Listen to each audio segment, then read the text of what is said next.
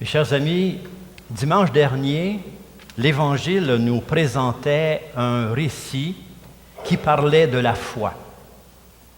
C'était Pierre qui demandait à Jésus de lui permettre d'aller à sa rencontre et de marcher sur l'eau.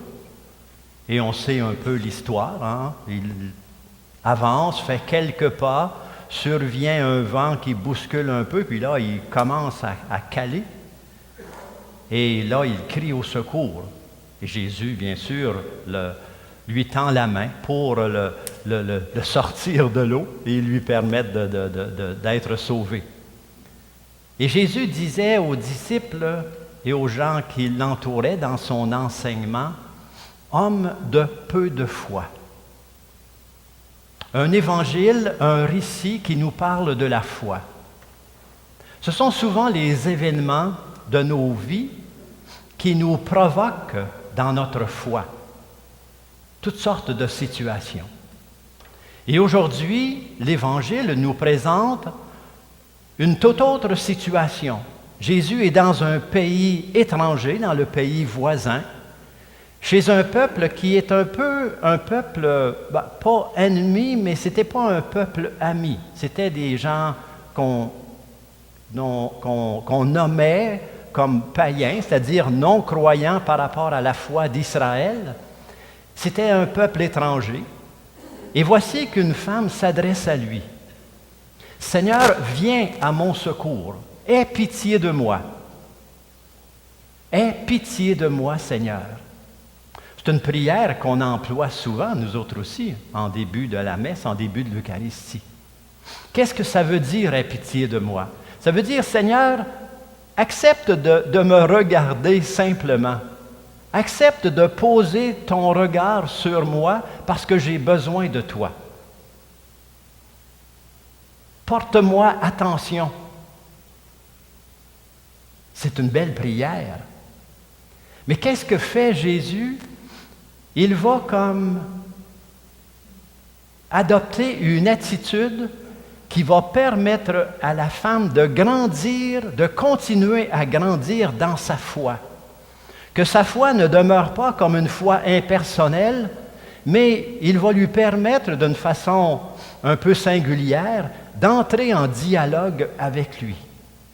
Comme ce qui semble être un premier refus de sa prière, mais qui finalement va aboutir à un éloge, à l'éloge de la foi de cette femme.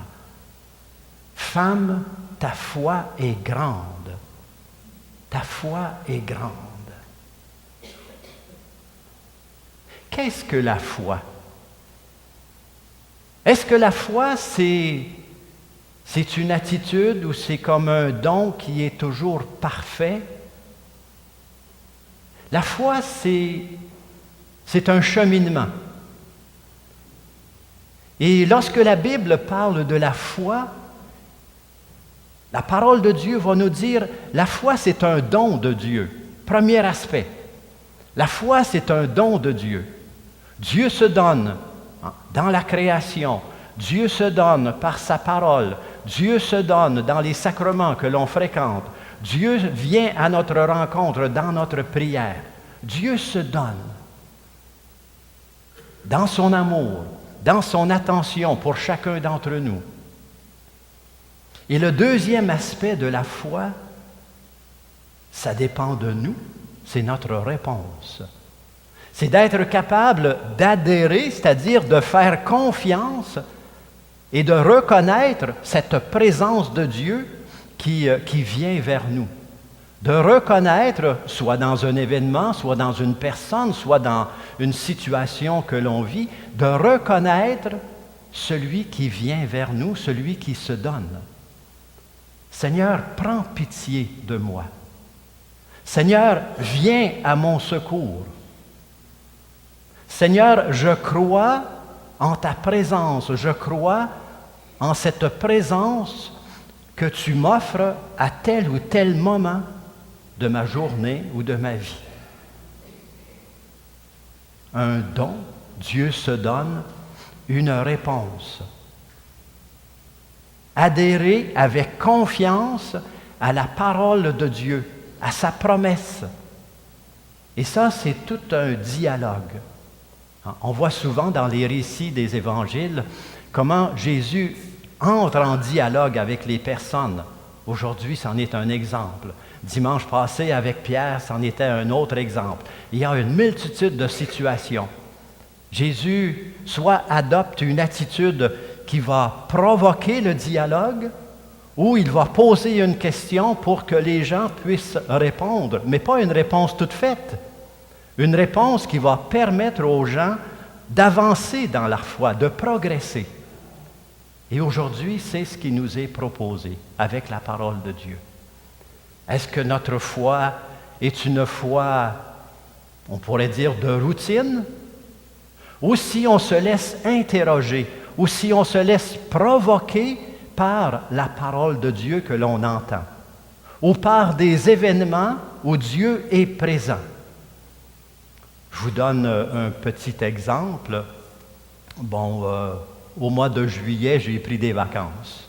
J'ai été, pas si vous vous êtes aperçu de ça, là, mais j'ai pris un mois de vacances. J'ai été absent pendant un mois. Et souvent, pendant mes vacances, parce que moi, j'ai une grande famille, j'ai beaucoup de neveux et nièces, et puis ils me demandent, pendant mes vacances, d'aller baptiser des enfants, ou parfois c'est un mariage. Là, cette année, j'avais 3 bébés à baptiser.